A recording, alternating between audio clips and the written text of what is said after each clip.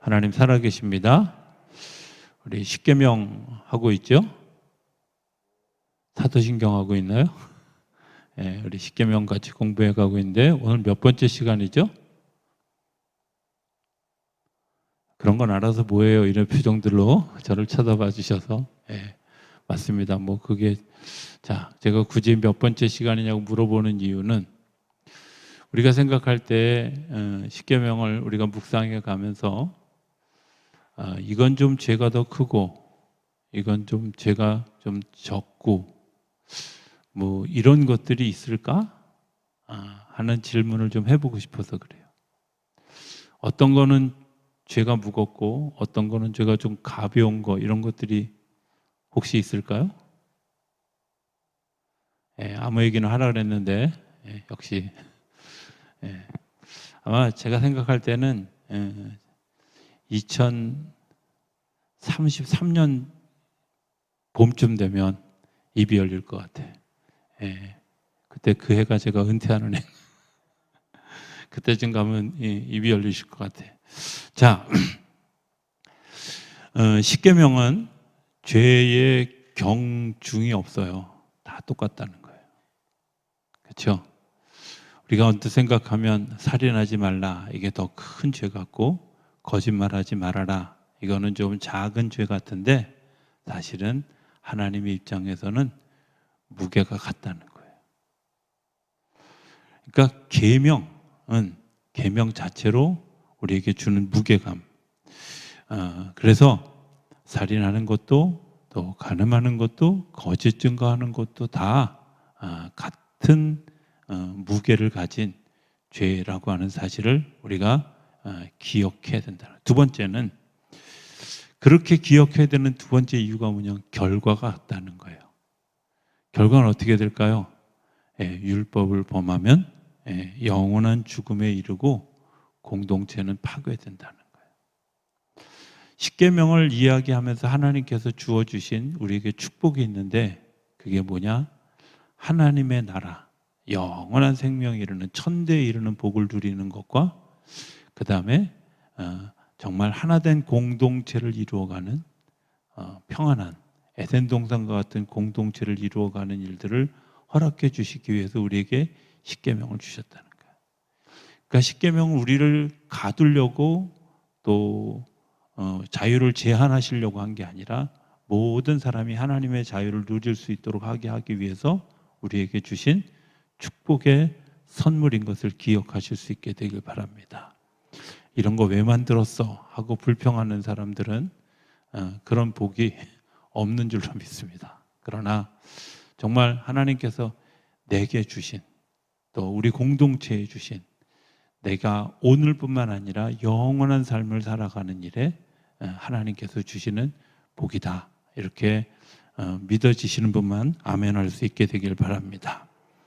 또 하나 이제 중요한 것 하나는 사회적인 것들을 고려하셨다는 거예요. 여러분들 이 계명을 지키지 않으면 사회의 근간이 흔들리고 가정이 파괴되는 일들이 일어나게 된다는 거예요. 사람을 살인하는 일도 간음하는 일도 거짓 증거하는 일도 내 이웃의 것을 탐내는 것도 다 마찬가지죠. 그게 흔들리면 사회가 흔들리고요. 그게 흔들리면 가정이 깨어지는 거예요. 하나님이 주신 율법은 굉장히 묘한 데가 있죠. 그죠? 굉장히 큰 것 같은데 아주 디테일하게 작은 것. 근데 이 작은 게 흔들리면 어떻게 돼요? 작은 게 깨어지면 모든 게 다 깨져요. 그러니까 하나님의 나라는 연결되어져 있어요. 굉장히 아주 밀접하게 연결이 되어져 있는데 밀접하게 연결되어진 이 하나하나의 나사가 서로의 역할을 잘 감당하지 못하면 감당하지 못한 것 때문에 공동체가 깨어지고 사회가 깨어지고 가정이 깨어지고 이런 일들이 일어나게 된다는 거예요. 그러니까 하나님의 율법을 무시하지 않아야 되는 이유 중에 하나는 이게 아주 작은 부분 마치 우리 몸의 세포 또 우리 몸의 어떤 그 혈관 하나하나 눈에 보이지 않는 핏줄 하나까지도 연결되어져 있어서 어떤 한 부분이 탁 튀면 나머지 다 온 몸에 영향을 가지게 되는 거죠. 것처럼 하나님의 율법이 그런 연관성을 가지고 있다는 사실을 기억하셔야 돼요. 그러니까 나는 나 하나쯤 괜찮겠지 그런데 이게 아니라 공동체로 같이 살아가는 거예요. 자, 오늘 우리 성경이 말하는 두 가지 간음에 대한 이야기를 좀 해봤으면 좋겠습니다. 성경이 말하는 두 가지 간음은 하나는 하나님에 대한 배교, 그 다음에 또 하나는 남편의 소유권을 침해하고 후손의 순수성을 위태롭게 하는 것, 이 두 가지를. 첫 번째가 뭐라고요? 조금 전에 얘기했는데 첫 번째가 뭐라고요? 하나님에 대한 배교. 여러분들 제가 이렇게 물어보는 이유는 이건 좀 기억했으면 좋겠다. 간음한다는 게 뭐냐? 그냥 단순히 남자와 여자가 또 혹은 가정이 깨어지는 여기서만 끝나는 게 아니라 굉장히 중요한 것 하나가 있는데 하나님을 배반하고 하나님 외에 다른 것을 섬기는 일들, 다른 것을 사랑하는 일들, 이것도 간음에 해당한다는 거예요. 자, 돈을 사랑하는 것 간음일까요? 아닐까요? 제가 얘기를 했는데도 그렇죠? 하나님보다 돈만 더 사랑하는 거 간음입니다. 단순히 우상만 섬기는 게 간음이 아니라 내가 하나님을 의지하고 하나님을 바라보는 게 아니라 세상의 권력, 돈, 뭐 이런 것들, 명예 이런 것들에 자기의 마음을 뺏기는 것도 여러분들 간음하는 것이라는 사실을 기억하셔야 돼요. 그러니까 범위가 되게 넓죠. 자, 그거 되어진 것들을 한번 제가 우리 한번 좀 하나하나 이제 성경에서 좀 찾아봐. 우선 호세아서 얘기부터 좀 합시다. 호세아라고 하는 아시죠? 호세아가 어디에 있는지요? 네. 호세아가 어디 있냐고 이렇게 물어보면 어떤 분들은 그분이 누구예요? 이렇게 성은 호시고 이름이 세한가 보죠. 이러는 분들이. 네. 자, 호세아서 아직 올릴 때 안 됐는데 미리 올려서 자, 호세아에서 하나님이 호세아 선지자에게 고멜과 결혼하라고 이야기를 했어요. 그런데 이미 고멜은 음탕한 자로 소문나 있는 사람이야. 버려진 사람이야. 아주 좀 더 극단적으로 얘기하면 창녀와 같은 사람. 창녀예요. 근데 하나님이 호세아 선지자에게 고멜과 가서 결혼하라고. 그런데 자기가 가지고 있던 습관 이거 버리지 못하고 애를 낳고 결혼 생활하다가도 부인이 도망가요. 그리고 다른 남자와 더불어서 여전히 행음하는 일들을 해요. 하나님이 호세아에게 너 가서 돈을 값을 치르고 그 여인을 데려와서 다시 살아라. 그랬는데 한 번쯤 그렇게 했으면 됐지. 또 나가잖아. 그런데 하나님이 또 뭐라고 해요? 값을 치르고 가서 데려와서 같이 살아라. 하나님 왜 그러셨을까요? 호세아가 미워서? 왜 하나님이 이렇게 이야기하셨을까? 그건 아주 눈에 드러나는 행음하는 것들을 통해서, 간음하는 것을 통해서 하나님에 대한 절대적인 사랑, 하나님에 대한 배교, 이런 것들에 대한 것이 간음이라고 하는 사실을 이야기하려고 한 거예요. 호세아서 7장 4절에 보면 이렇게 얘기합니다. 그들은 다 간음하는 자라 과다 만드는 자에 의해 달궈진 화덕과 같도다. 그가 반죽을 뭉침으로 발효되기까지만 불일으키기를 그칠 뿐이니라. 자, 보세요. 간음하는 자라 그랬어요. 과자 만드는 자에 의해서 달궈진 화덕과, 여러분들 달궈진 화덕이 있으면, 과자만 되어져 있으면 어떤 것이라도 넣으면 자연히 과자가 되어지잖아요. 그렇죠? 마치 준비되어져. 좀 저속한 얘기를 하면 온도만 맞으면 다 간음할 수 있는 사람들이라는 거예요. 다 배교할 수 있는 사람들, 준비되어져 있는 사람들. 근데 그가 돌아섰다고 하지만, 그가 돌이켰다고 하지만 뭐라 그래요? 반죽을 뭉침으로 발효되기까지만 불일으키길 그칠 뿐이라는 거예요. 그러니까 우리 속에는 뭐가 있다고요? 항상 배반할 준비가 되어져. 나를 믿지 마세요. 항상 배반할 준비가 돼요. 언제고 내가 뒤돌아서지 않겠다고 선포하는 이유는 언제고 뒤돌아설 위험성이 우리에게 있다는 거예요. 뭐만 되면, 주어진 환경만 되어지면, 온도만 맞으면 우리는 언제든지 돌아갈 수 있다. 그래서 데살로니가전서 또 데살로니가 후서에는 우리에게 뭐라고 얘기해? 그런즉 깨어 있으라. 깨어 있지 않으면 언제 조적이 이 땅에 오는 것처럼 예수님이 우리에게 임하실지 모르기 때문에 여러분들 깨어 있으라는 거예요. 그게 종말론적으로 얘기했지만 좀 더 심도 있게 들어가 보면 오늘 내가 깨어 있지 않으면 언제 우는 사자와 같이, 베드로 사도가 얘기한 것처럼 우는 사자와 같이 우리를 삼키려고, 마귀가 우리를 삼키려고 할 때 언제 덥석 물지 모른다는 거예요. 우리 속에 상처들이 있고 자라난 옛습관들이 있어요. 여러분들 이 옛습관이요, 내가 벗어난 것 같지만 어떤 순간에 나도 모르게 불쑥 툭 튀어나오고 예. 어떤 분이 그런 얘기하는 거 들은 적이 있어요. 내적 치유를 되게 오랫동안 공부하셨나 봐요. 저한테 자기는 내적 치유는 다 띄었다고. 예. 저도 옛날에 그런 줄 알았어요. 그런데 이게 끝이 없더라고요.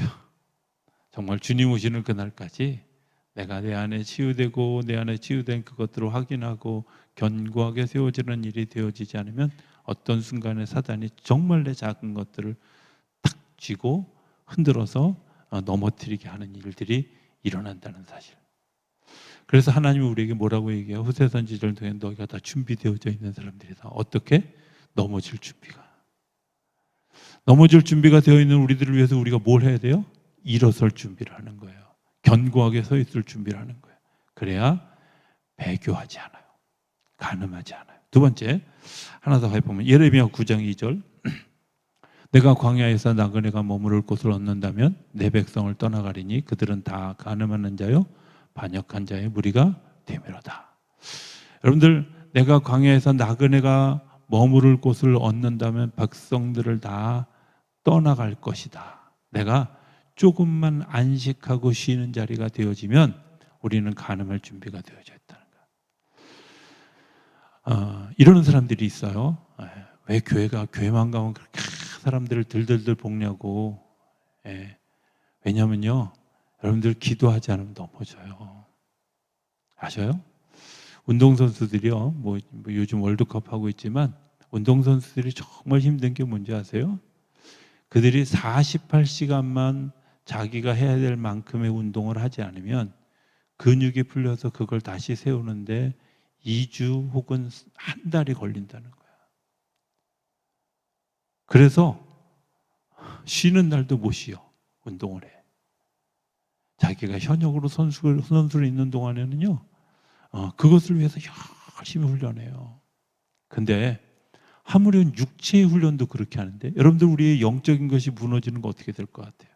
영적인 것도 마찬가지예요. 영적인 것이 무너지는 거, 정말 우리가 그 영적인 훈련이 우리 가운데 되어 있지 않으면 속수무책으로 무너져요. 속수무책으로 내가 하나님을 배반할 수 있어요. 새벽기도 하세요. 주일 수요일 예배, 금요일 저녁 예배 드리세요. 주일날 왜 예배를 2번씩 3번씩 그렇게 드릴까? 되게 불편해. 거기도 모자라서 뭐 매일 큐티 하세요. 제가 아직은 우리 교회 그런 얘기 안 하지만 여러분들 우리 매일 묵상합시다. 큐티 합시다. 이런 걸 곧 할지도 몰라요. 곧 가까이 임해요. 왜냐? 여러분들 넘어지지 않으려면, 내가 간음하지 않으려면, 사단이 나를 노리는 만큼 내가 견고하게 서 있지 않으면 언제 무너질지 몰라요. 그래서 기도하는 거예요. 그래서 말씀 묵상하는 거예요. 그래서 말씀 읽는 거예요. 그래서 내가 성령의 열매 중에 양선이라는 게 있어요. 양선은 뭐냐면 항상 선한 것을 따라가는 거예요. 양선이 되어지기 위해, 양선을 왜 해야 되냐면 양악에 항상 악한 것을 생각하는 인간의 본성이 있는데요, 그것을 늘 방향을 바꿔서 내가 항상 선한 것, 항상 아름다운 것. 그래서 바울서신에 가면 계속해서 얘기해요. 선으로 악을 이겨라, 선으로 악을 이겨라. 계속 강조하는 이유 중에 하나가 뭐예요? 선으로 악을 이기지 못하면 언제 악에 내가 무너질지 모른다는 거예요. 그게 사람이에요. 언제고 배반할 수 있다는 사실을 이야기하는 거죠. 내가 조금만 쉬고 있으면 언제 그것 때문에 사단이 나를 탁 가로채고 넘어가게 할지 몰라요.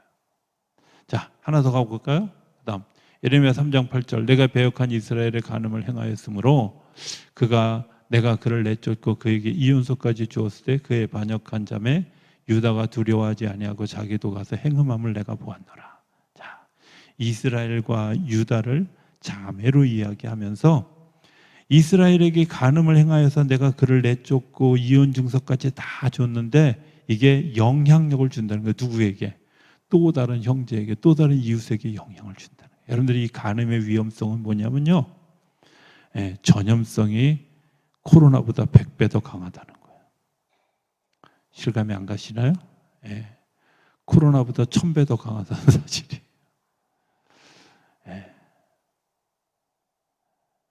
성경의 원리가 참 재미있는 건요, 뭘 심으면 자라잖아요.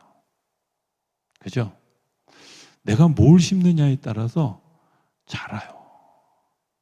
처음에는 그냥 심심해서 시작했는데, 처음에는 호기심에서 시작했는데 이게 자라서 정말 무성한 열매를 맺게 된다는 거예요. 처음에 남의 험담을 하는 거 심심해서 그냥 호기심에 시작했어요. 근데 재밌죠. 나중에 통제할 수 없을 때까지 가요. 내가 처음에 기도를 시작했는데, 기도 시작할 때는 이게 뭔지도 모르고 시작했는데 이 기도가 되어지면 이게 30배, 60배, 100배 열매를 맺어요. 10분 기도한 거 부족해지고요. 벌써 표정들이 아까 험담 얘기할 때는 눈이 반짝반짝 하더니 갑자기 기도 얘기하니까 지금 벌써 나는 기도해야 되는 시간인가 보다. 그래서 눈을 반쯤 감는 분들이 있어. 전염성이 있어요. 누군가 교회에서 막 열심히 열정을 내잖아요. 이게 전염성이 있어야 되는데 이 전염성은 굉장히 약한데, 쉬자, 우리 좀 웃고 떠들자, 이 전염성은요 어떻게 그렇게 빠른지 몰라. 한번 이번에 경험해 보셨죠? 코로나의 진행 속도가 훨씬 빠릅니까? 아니면 그것을 이기는 저항, 예방주사의 속도가 훨씬 빠릅니까? 다 알잖아요. 우리 경험했잖아. 3년 넘게.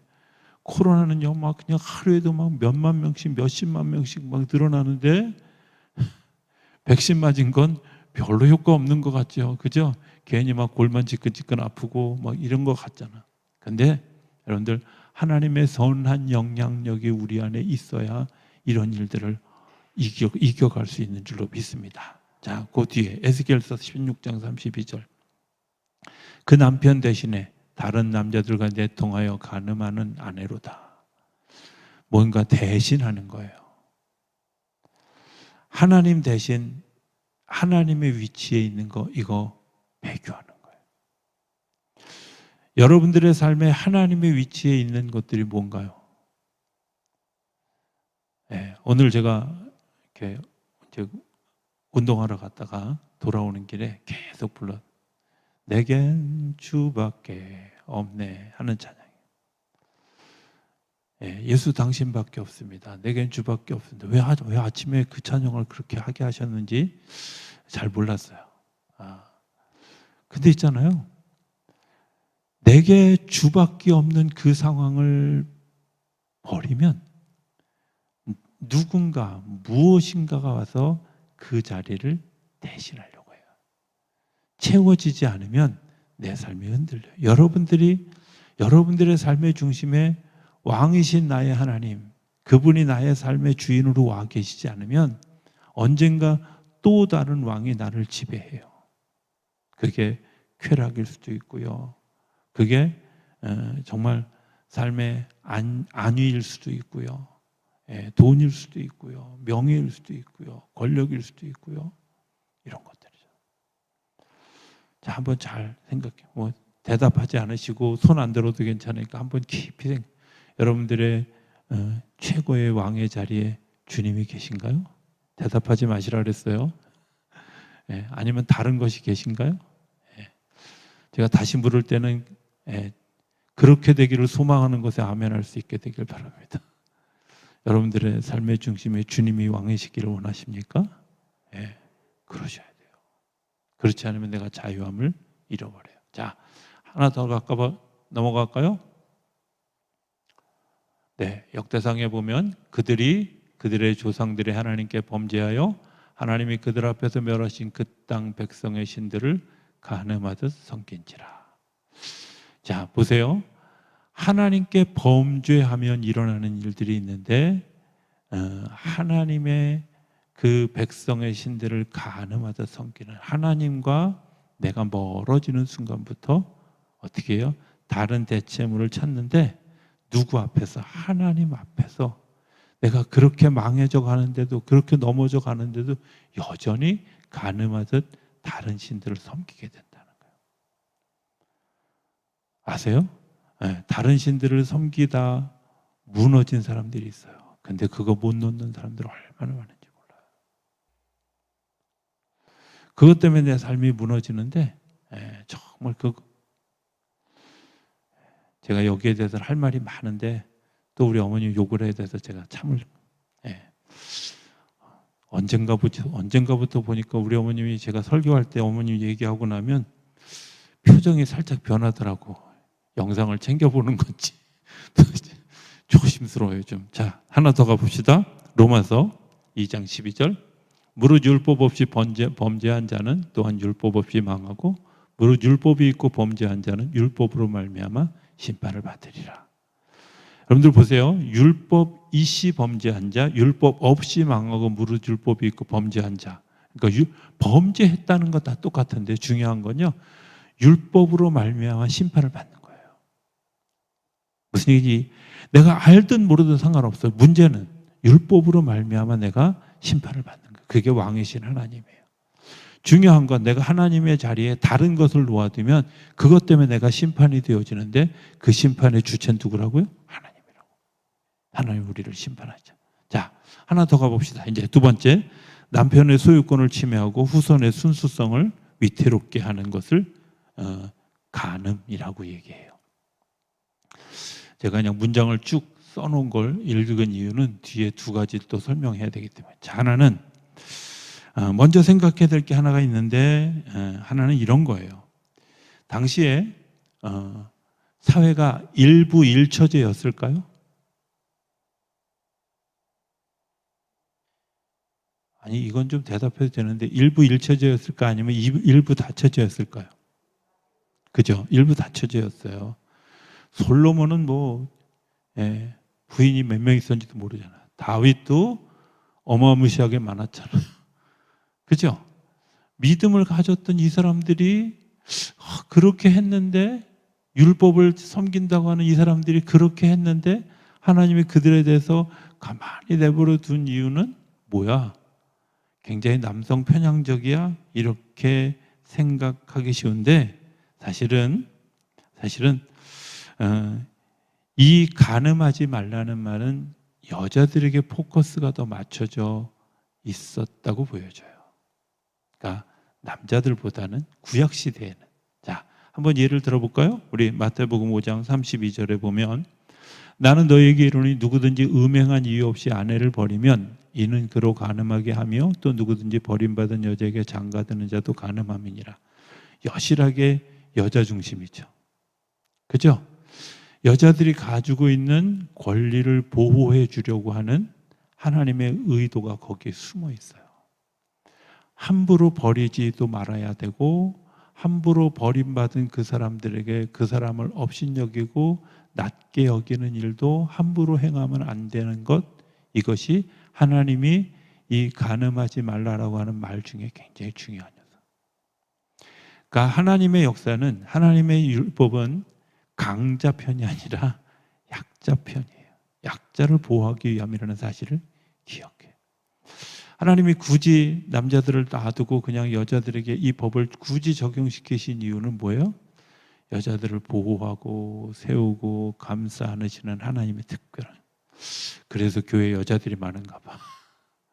하나님의 보호하심이 굉장히 특별하죠. 자, 하나 더 가볼까요? 야고보서 4장 4절에 보면 간음한 여인들아 세상에 벗된 것이 하나님과 원수됨을 알지 못하니 그러더니 누구든지 세상에 벗이 되고자 하는 자는 스스로 하나님과 원수되는 것이니라.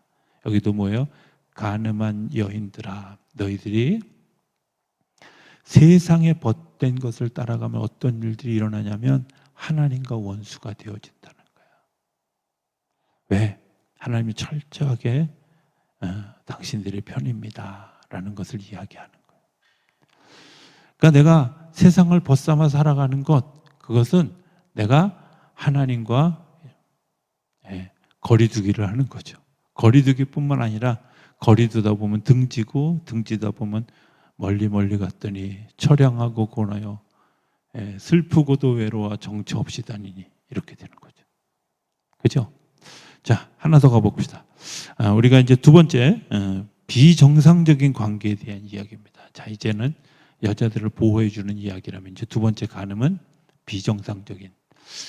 제가 가끔 있던 설교 중에서 얘기하지만 신전창녀라는 것이 있습니다. 신전창녀. 이게 뭐냐? 보통의 경우는 이제 유럽에 가면 특히 이제 제가 이제 그리스에 가서 그리고 터키의 일부에 이제 가서 보면 이렇게 보면 산 꼭대기 중간에 성 같은 것들이 마을이 하나가 조성되어 있고 신전이 산 위에 있어요. 그런데 이 마을이 조성되어져 있는 이곳이 어디냐면 신전 창녀들이 사는 곳이에요. 그들과 결합되어지면 그들이 가서 신의 이름으로 하면 그 신의 능력을 받아서 이 사람들이 제사가 되어지는 거예요. 그러니까 창녀들은 제물이기도 하면서도 한편으로는 남자들과 결합되어진 힘을 가지는 일종의 뭐라 그럴까요? 주권을 가지고 있는 힘이 있는 자들이기도 해요. 그러니까 그들이 굉장히 행음하면서도 신적인 권위를 부여받은 그런 역할을 해요. 다말 이야기 가운데 보면 다말이 어느 날 유다가 다말이 있는 친정이 있는 곳에 갔다가 그곳에서 다말과 성적인 관계를 가지고 나중에 그 자기 지팡이를 찾으러 가잖아요. 그냥 잘 모르셔도 그냥 끄떡끄떡 하세요. 창세기 38장에 나오는 얘기인데요. 어찌됐든 그 찾으러 갔는데 사람들이 뭐라 그러냐면 여기는 그런 신전 창녀들이 없습니다 라고 이야기해줘요. 그게 어느 곳에나 있었다는 이야기를 이미 하고 있는 거거든요. 근데 그런 일들을 하나님이 기뻐하실까요? 슬퍼하실까요? 분노하실까요? 하나님이 그런 일들을 당연히 기뻐하지 않는데도 불구하고 이런 행위들이 공공연하게 여기저기서 이루어졌다는, 또 하나 이런 일들이 기점이 되어져서 소위 매음 행위가 이 성행위를 사고받는 일들이, 그래서 사도 바울이 고린도 교회를 향해서, 고린도는 항구입니다.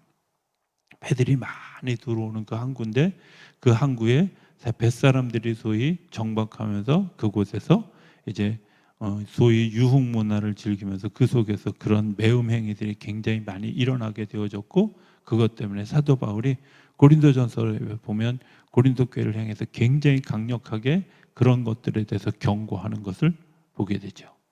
이유가 뭐예요? 매음하는 행위들을. 그래서 뿐만 아니라 삼손 이야기 가운데도 보면 그 기생들의 이야기가 나오잖아요. 그죠?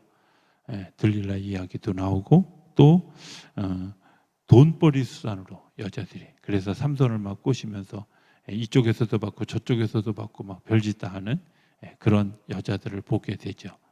이거 간음이라는 겁니다. 우리가 한번 좀 생각해 봐야 될 것, 10번째 계명에 보면 내 이웃의 아내를 탐하지 말아라, 이 계명이 있는 것을 보면 이 간음하지 말라는 규정은 누구에게? 특별히 여자들에게 하여야졌다는 사실을 우리가 알 수 있었죠. 한 번 더 볼까요? 에스겔서 16장 32절에 보면 그 남편 대신에 다른 남자들과 내통하여 간음하는 아내로다. 역시 여자들 이야기죠. 또 하나 더 가보면 무당의 자식, 간음한 자, 음녀의 자식들아 너희는 가까이 오라. 주님께서 그들을 부르시며 그들을 정결케 하려고 초청하시죠. 그러니까 우리가 간음하는 죄를 지었을 때 우리가 해야 될 게 뭐예요? 돌아오는 거예요. 주님께로. 주님을 바라보는 거예요. 주님을 바라볼 때 이것들을 이길 수 있는 그런 은혜가 일어나게 되어지는 줄로 믿습니다. 이런 일들이 이렇게 돌아가지 않으면 어떤 일들이 생길까? 그것은 굉장히 심각한 일들이 생기게 되어지는데, 일단 눈에 나타나는 가장 첫 번째 현상은 영적 혼돈이 일어나기 시작한다는 거예요. 내가 하나님을 왕으로 모시지 않고 하나님을 내 삶의 주인으로 모시지 않으면 가치관이 흔들려요. 이 가치관이 흔들린 것 때문에 정말 아주 혼돈된 삶을 살아가게 되는 거예요. 저는 개인적으로 절대 믿지 않는 사람과 결혼하지 말라고 이야기해 주고 싶어요. 만약에 정말 결혼하지 않은 사람과 불가불 결혼할 수밖에 없는 사람이라면 믿음을 가지고 있는 사람에게 뭐라고 얘기해? 네가 선교사 나간다고 생각하고 선교하는 마음을 가지고 일생을 살으라고. 예. 그 배경에는 이런 게 있어요.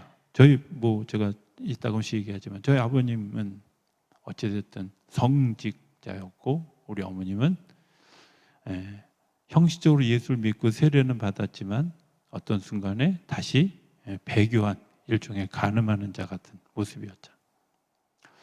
두 분의 가치관이 너무 달라요. 생각이 너무 달라요. 맞출 수가 없어요.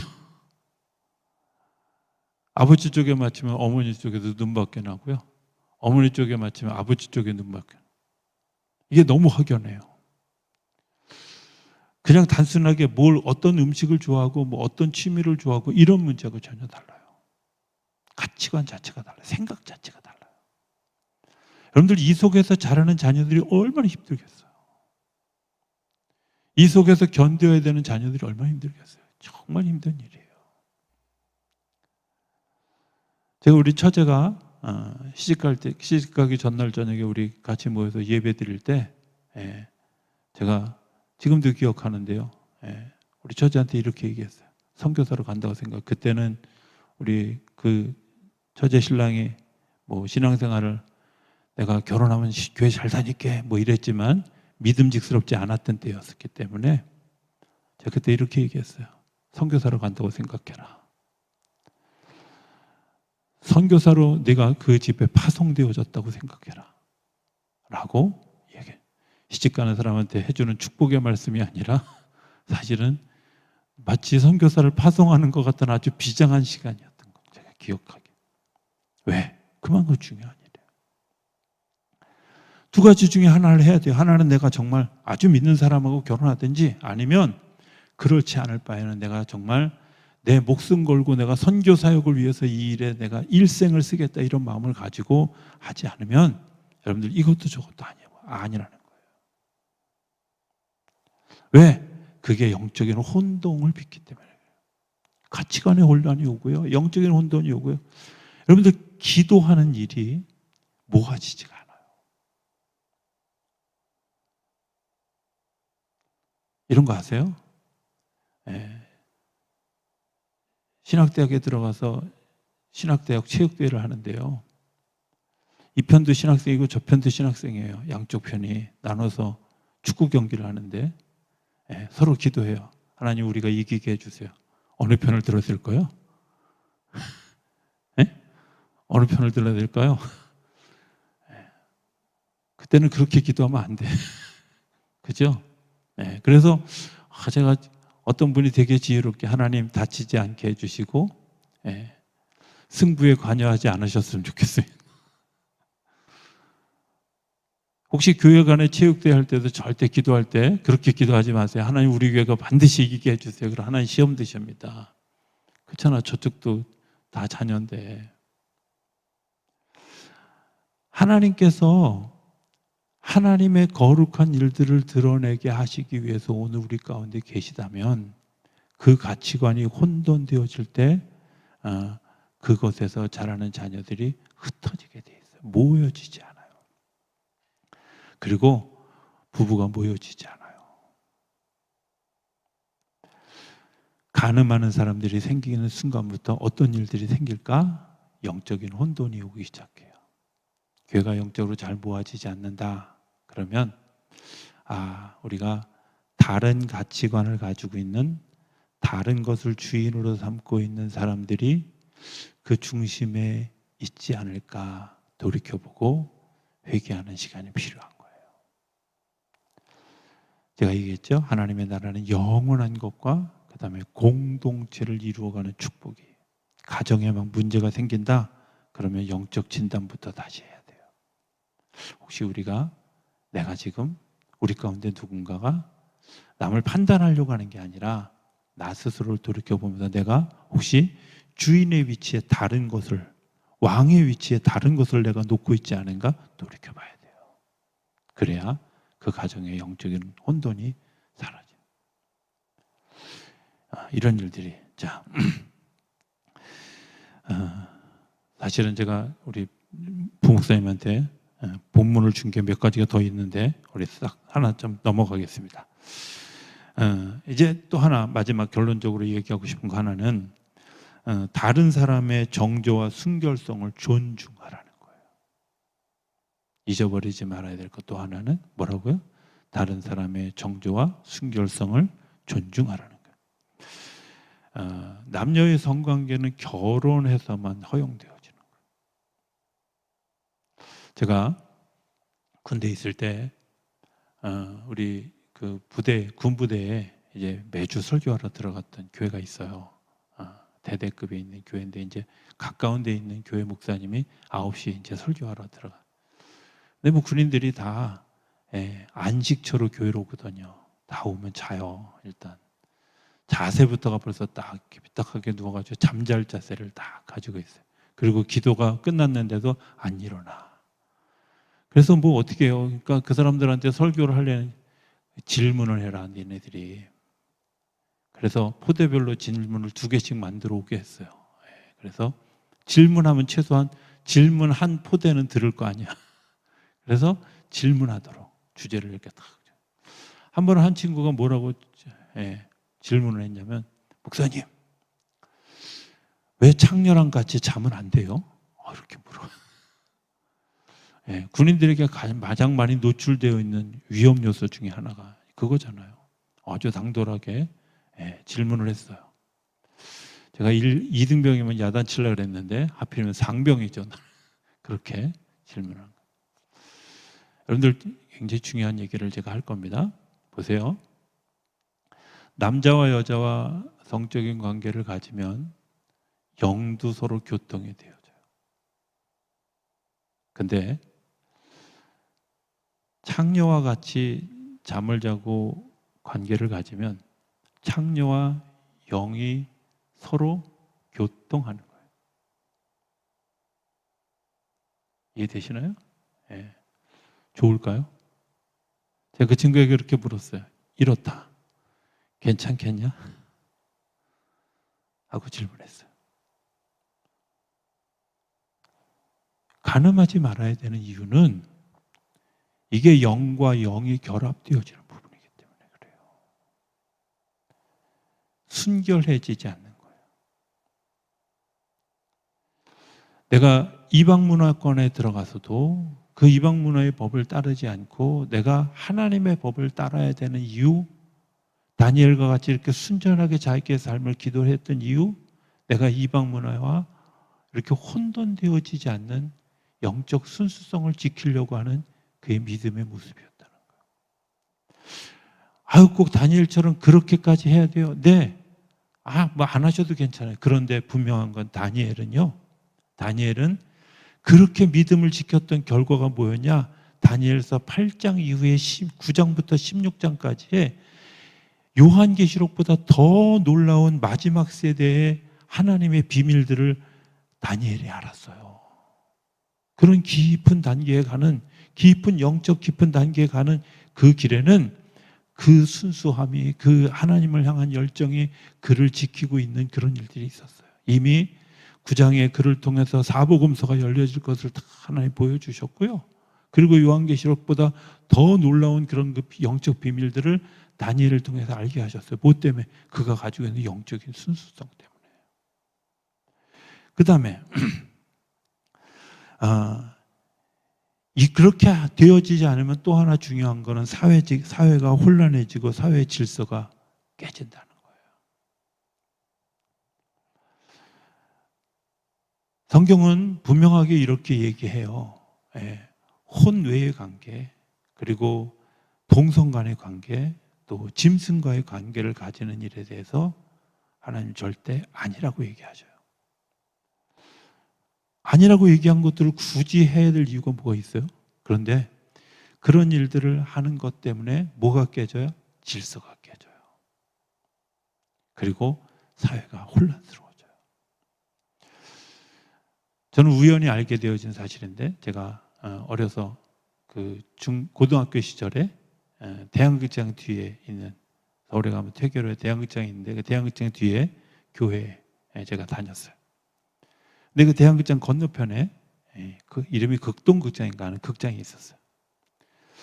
근데 그 극장은 대한극장의 명성에 밀려서 도대체 될 만한 극장이 아닌데 굳건히 서 있는 거야. 어느 날 너무 궁금했어. 저 극장은 도대체 뭘 하는 데인데 저렇게 있을까? 나중에 제가 알게 된 사실은 거기가 동성애자들이 모이는, 서울 시내 두 군데 있었는데 그 두 군데 중에 모이는 집 공간. 그러니까 1970년대도 이미 한국에는 동성애자들 사람들이 있었다는 거예요. 근데 어두운 곳에 있었어요. 그리고 그걸 되게 부끄러워하고 힘들어했어요. 그런데 지금은 그게 서울시청 앞까지 나왔어요. 서울시청만 나온 게 아니라 작년에 보니까 인천에서도, 올해 보니까 인천에서도 동성애장 퀴어 축제 하잖아요. 여러분들 그게 정말 건전한 영향을 줄까요? 그렇지 않아요.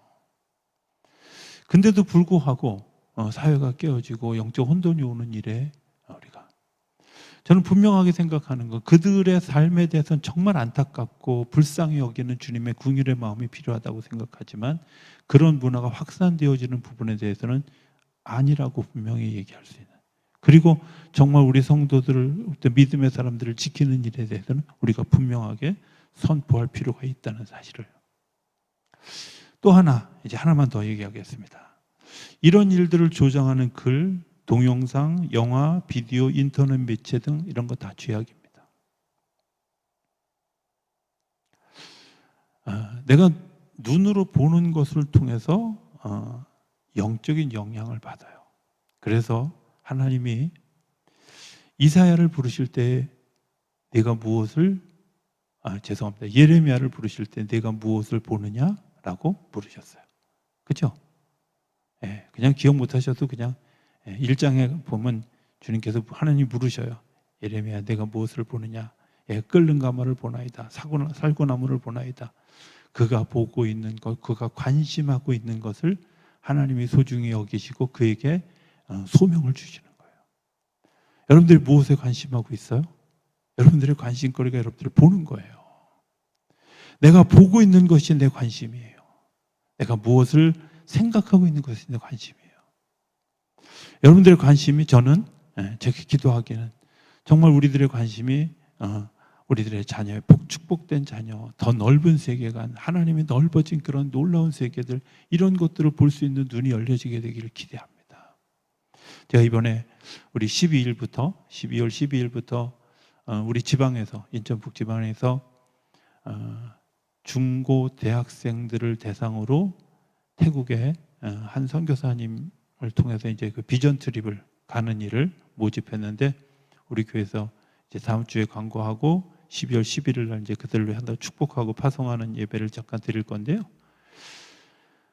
그 아이들이 이제 지원한 아이들에 대해서 교회에서 장학금을 통해서 그들이 그곳에 갈 수 있도록 해 주었어요. 그거 왜 장학금을 줘야 되느냐? 아무도 묻는 사람이 없어서 제가 대답하지 않는데 자문자답하는 거예요. 그게 왜 장학금이어야 되냐면요, 그 아이들이 비행기를 타고 태국을 갔다는 것, 다시 태국에서 또 한 번 비행기를 타고, 경비행기를 타고 또 한 번 들어가야 되는, 우리 이경재 선교사님 선교지처럼 그렇게 가야 되는 아주 험난한 여정인데, 그 험난한 여정을 다녀오고 나면 그들이 보고 경험하고 느끼는 것이 저는 분명히 있을 거라고 믿어요.